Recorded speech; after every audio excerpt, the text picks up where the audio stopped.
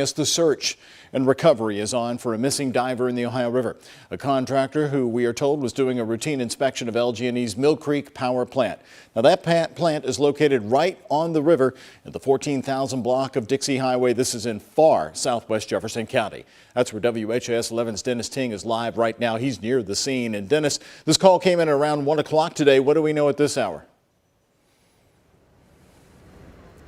Well, Doug, from where we're standing at right now, we can't really see too much. We're told that the incident happened down near the river, which is about a quarter or a third of a mile down that way behind me where I am right here. Now, at this time, Doug, there is still a lot that we do not know about what happened here, but here is what we've learned so far. An LG&E representative tells us there was a contracted dive crew doing inspections here at Mill Creek Generating Station. Now, during this routine inspection, they lost audio contact with the diver. LG&E isn't sure what happened at this time. Its emergency response team, Louisville Fire and Rescue, and EMS are all here on scene. Now, LG&E tells us that company that they're working with is Bulldog Diving in Rockport, Indiana.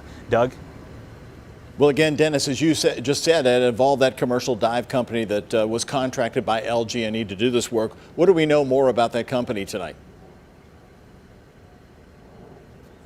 Well, we looked on their website, and this company's been around for several years. I believe it was 1991 that they've been in business, and they do all different types of jobs. Many jobs similar to this one. They work with power plants, sewer, wastewater, all these different facilities. So they have a lot of experience doing jobs like the one that we believe they were working on here at this LG&E facility right now. Now, we did reach out to them. They told us it was still a very sensitive subject for them right now, as you might believe, and they didn't have any comment at this time. Doug?